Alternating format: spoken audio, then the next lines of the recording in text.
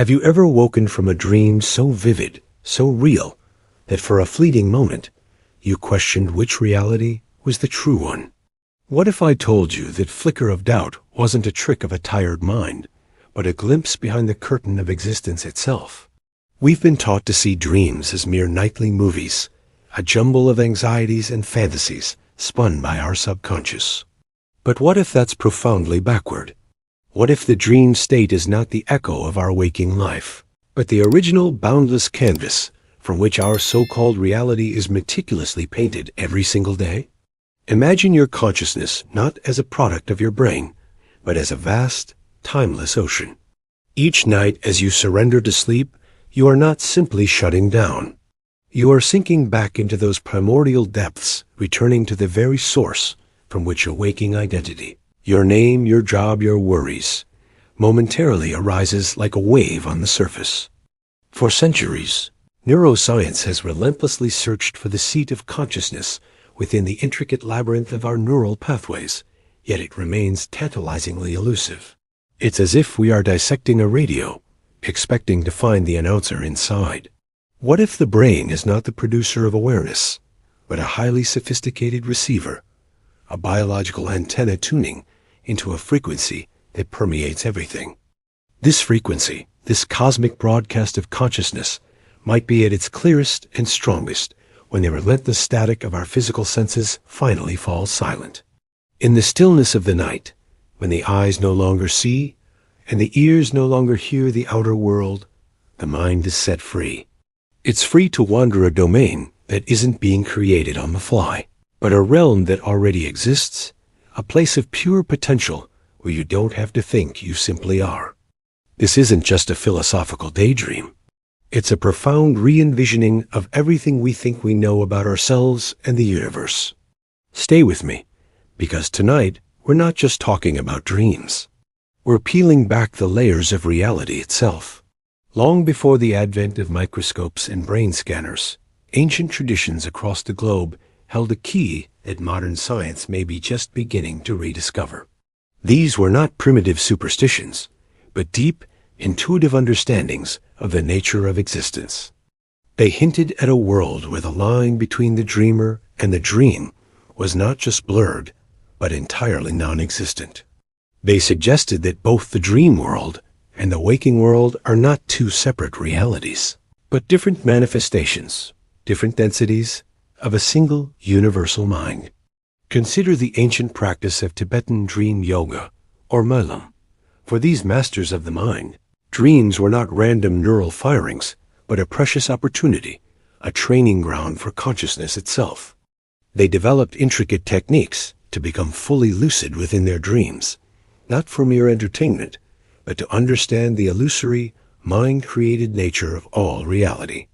To a dream yogi, learning to transform the dreamscape to fly, to pass through walls, to conjure and dissolve forms at will, was direct, experiential proof that the world we perceive is a projection of the mind. The ultimate goal was to carry this lucid awareness into waking life, to see the world not as a collection of solid, separate objects, but as a shimmering, vibrant display of consciousness, as fluid and malleable as the dream itself.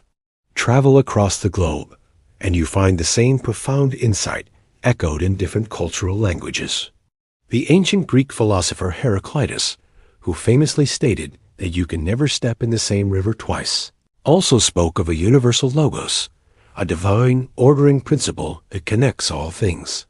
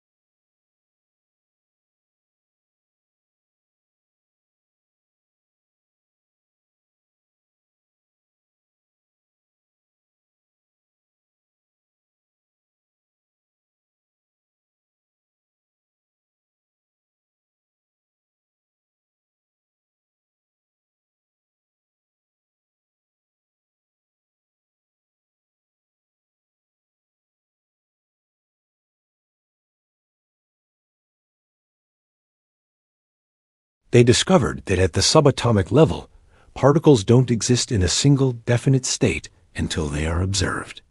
Instead, they exist in a superposition of all possible states simultaneously, a realm of pure potential. Think about that for a moment. The very building blocks of our universe exist as a field of probabilities. Doesn't that sound eerily similar to the world of a dream? In a dream, you can be both running and standing still. A doorway can lead to your childhood home one moment and a fantastical alien landscape the next. The rules are not fixed. The world is a fluid dance of possibility. Perhaps dreams are more than just a psychological process. Perhaps they are a nightly glimpse into this fundamental, probabilistic realm of the quantum world. They could be the mind's direct interface with the field of infinite potential before it collapses into the single, hardened form we call waking reality. This could be why the mind in a dream is capable of generating experiences that defy every known law of physics, because in that state, it is operating closer to the fundamental, rule-bending nature of the universe itself. The dream state is not a violation of reality. It may be the most direct experience of its true, untamed nature we can have.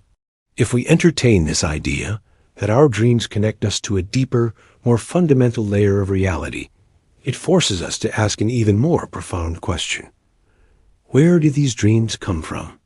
Are they truly just personal, locked away in the private theater of our own skulls? Or are we tapping into something far older, far vaster?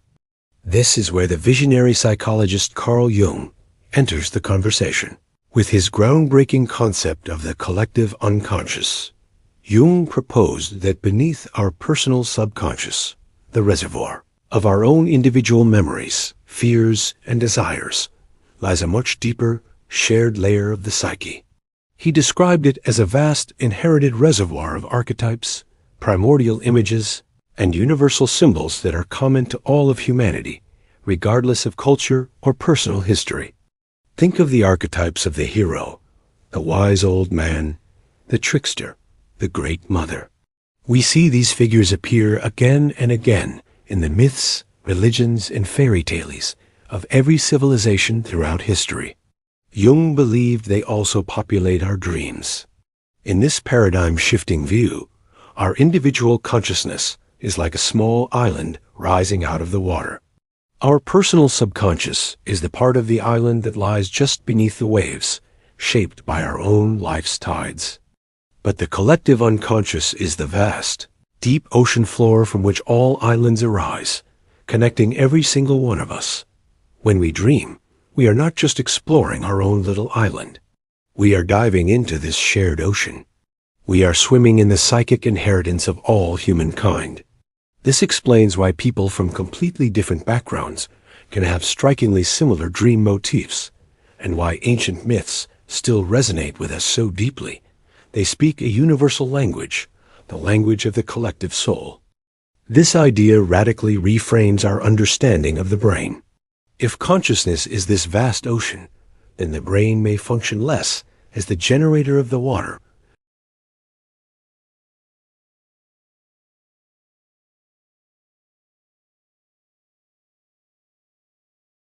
Think of it like a television set. The television doesn't create the shows it displays. It receives broadcast signals that are already permeating the airwaves and translates them into a coherent picture and sound. Smashing the TV doesn't destroy the broadcast signal. Similarly, the physical brain may not be creating consciousness.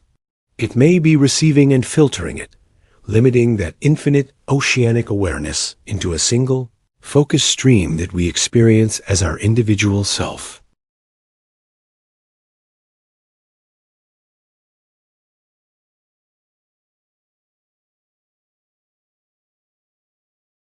It's a condensed, stabilized, and shared dream, a broadcast that many of our receiver brains are tuned into simultaneously.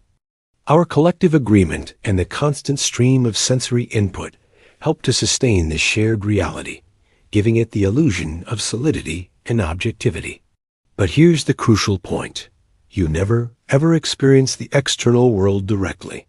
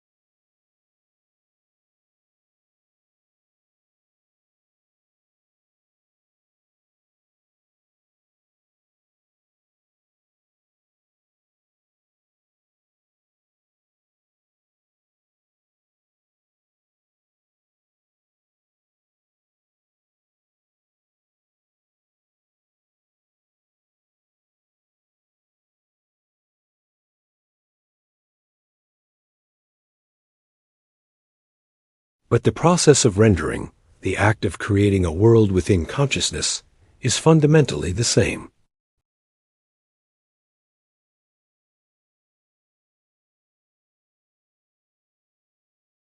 Why does one feel so solid and consequential, and the other so ephemeral and strange?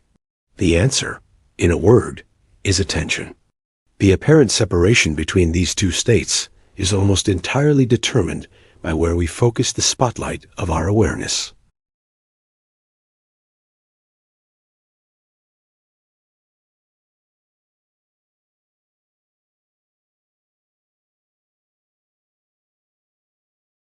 We have to navigate traffic, respond to emails, and avoid bumping into furniture. Our focus is engaged in a continuous dance with the external environment, and this external focus gives our waking world its sense of stability, continuity, and shared objectivity.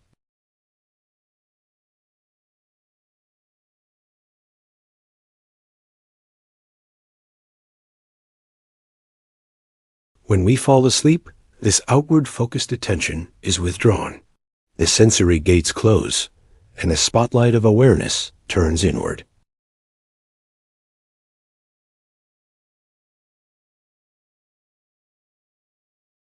Perception literally follows focus. If your attention in a dream shifts to a fear of being chased, a menacing figure may instantly appear. If your focus turns to a joyful memory of flying, the ground may fall away beneath your feet. The dream world is a realm of instantaneous manifestation, where the boundary between thought and experience collapses.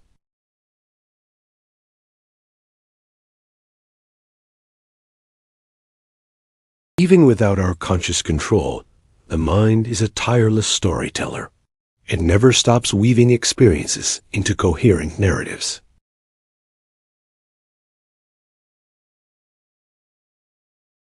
They are the mind's attempt to tell a story, to express unspoken truths, fears, and desires through the rich, symbolic language of the subconscious. A dream of being unprepared for an exam might not be about your old high school. It might be a narrative about a feeling of inadequacy in your current job.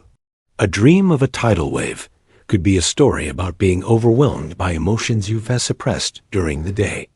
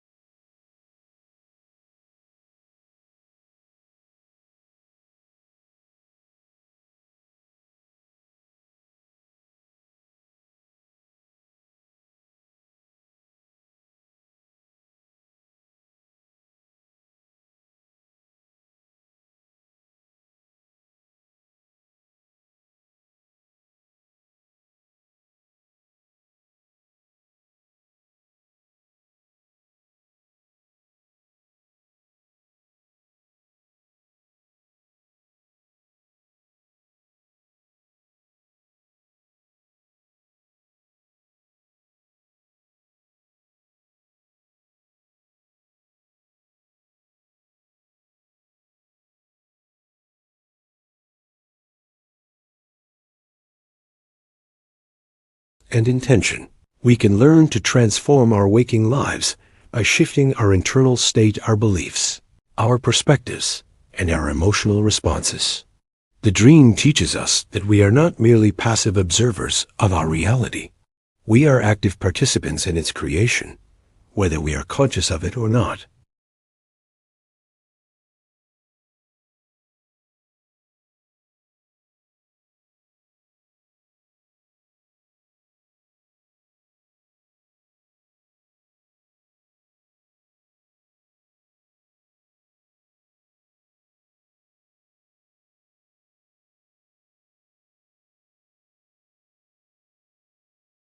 Consciousness engages in a nightly and daily pulse, alternating between the structured, grounded resistance of waking life and the boundless, untethered fluidity of the dream world. Waking life provides the friction, the resistance. It is the realm of consequences, of cause and effect, of challenges to be overcome. This is not a flaw in the system. It is its greatest feature. The limitations and struggles of the physical world provide the necessary grit for growth.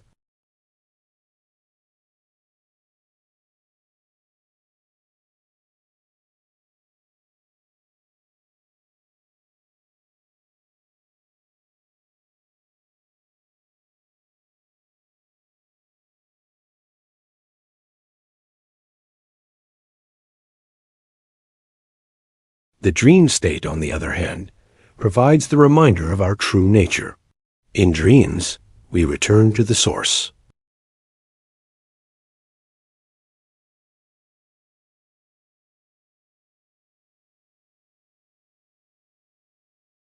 Without any physical tools, without any external support, it is capable of producing entire universes' worlds filled with breathtaking landscapes, intricate architectures, and complex characters. It creates light without a sun, sound without air, and profound emotional experiences without any external trigger. This effortless, spontaneous immersion in self-created worlds reveals a fundamental truth. Consciousness inherently knows how to generate experience. It is its nature. It doesn't need a physical world to do so. The physical world is just one of many channels through which it can express its creative potential.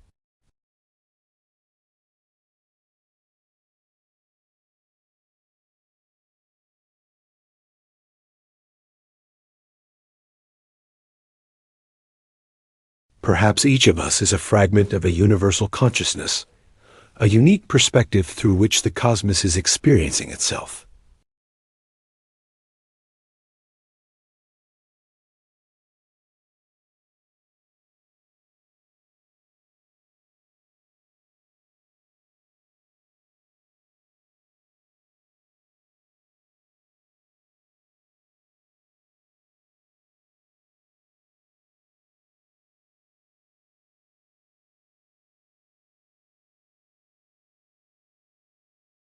We would become trapped in a belief that we are merely victims of circumstance, cogs in a machine. We would lose our sense of magic and wonder. Conversely, if we lived only in the boundless fluidity of the dream world, we would have no anchor, no structure for growth.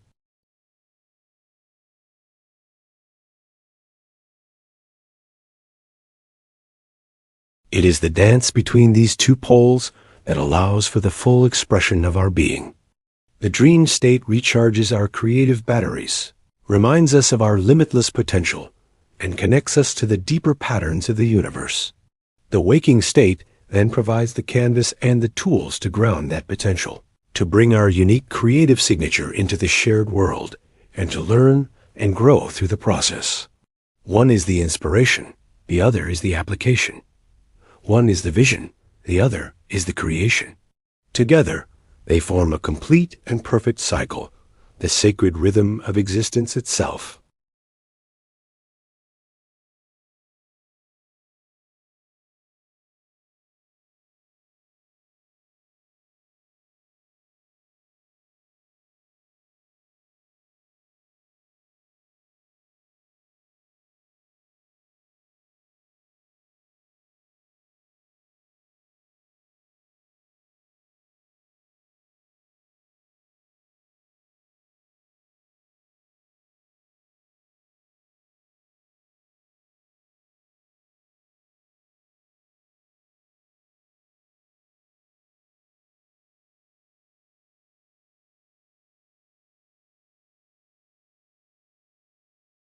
The only difference is that in the physical world, time acts as a buffer.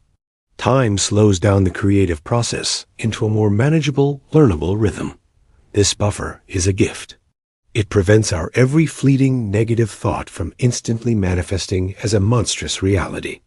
It gives us the space to learn, to choose our thoughts and emotions more consciously, to learn how to dream responsibly.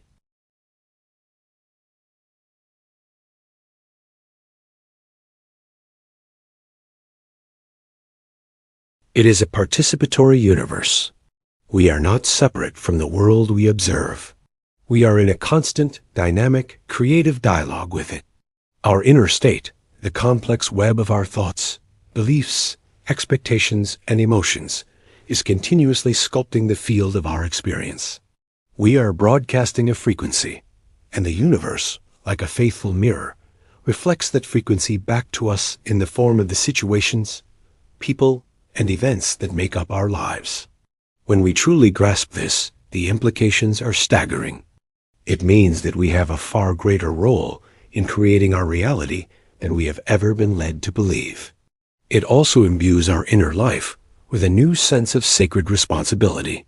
If our thoughts and feelings are truly creative, then cultivating a state of inner peace, love, and compassion is not just a nice idea for personal well-being. It becomes an act of cosmic creation.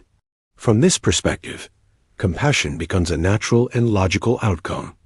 Harming another person is no longer just an unethical act. It is seen as a profound act of self-harm.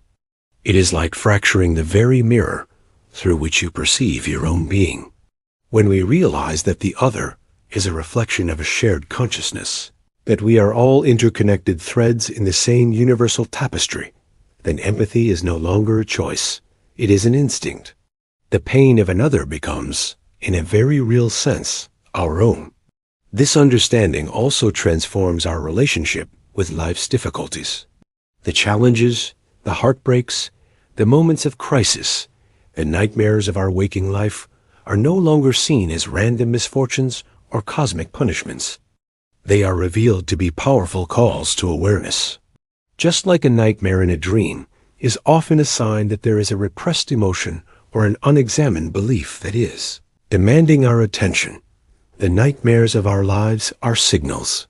They are the universe's way of urging us to look within, to recognize and integrate the hidden lessons, to heal the fragmented parts of ourselves, and to awaken to a more conscious and empowered way of being.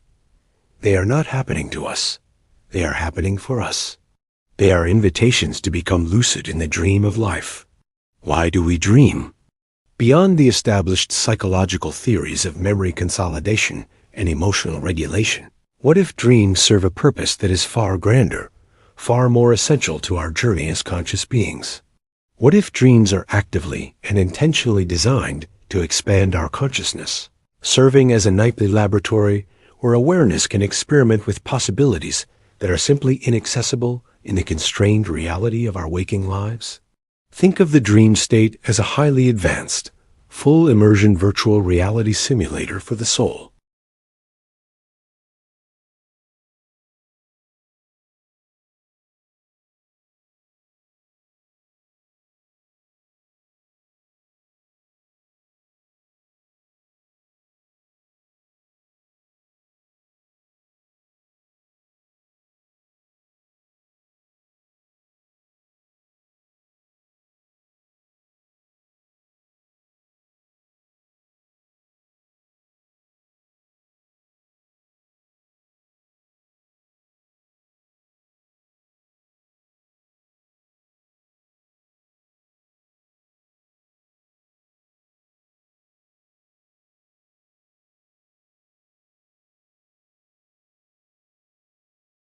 Dreams communicate through the rich, evocative power of metaphor and feeling.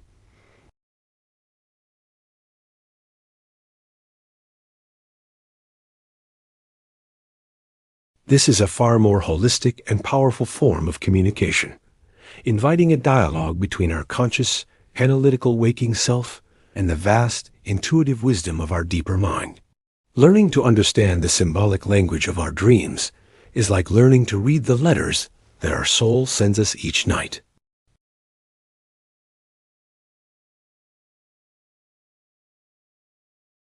When we become conscious within the dream, we move from being a passive student in the laboratory to becoming the lead scientist.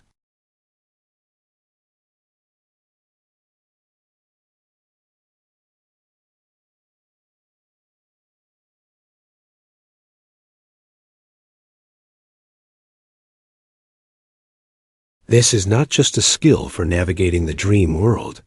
It is the single most important skill for navigating any reality.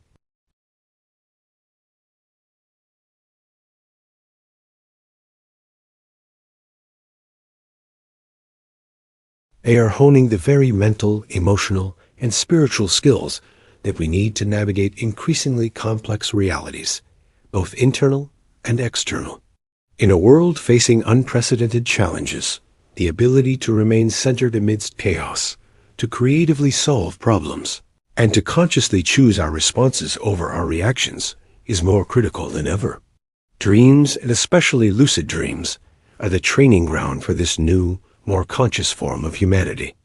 They are teaching us how to be the conscious creators of a better world, by first teaching us how to be the conscious creators of our own inner worlds. They are the evolutionary catalyst, the nightly upgrade for the human operating system, preparing us for the next great leap in our collective journey. Ultimately, the deepest and most profound lesson our dreams teach us is about the nature of impermanence. Every night, we witness entire worlds appear from nothing and dissolve back into nothing in a matter of moments. We build magnificent cities, forge deep relationships, and experience soaring triumphs, only to have them all vanish with the first rays of morning light. This nightly rehearsal of creation and dissolution, of attachment and letting go, may be the most important spiritual practice we engage in. It is a gentle, nightly preparation for the greatest transition of all. From this perspective, death is not an end. It is not an annihilation. It can be seen as simply another awakening. It is the final letting go of one dream, the dream of this particular life, this particular body, this particular ego, in order to awaken into a wider, more expansive field of being. It is a return to the boundless ocean of consciousness from which we first arose. Our nightly dreams are the practice runs, teaching us that we are not the dream characters, but the dreamer itself, and the dreamer never dies.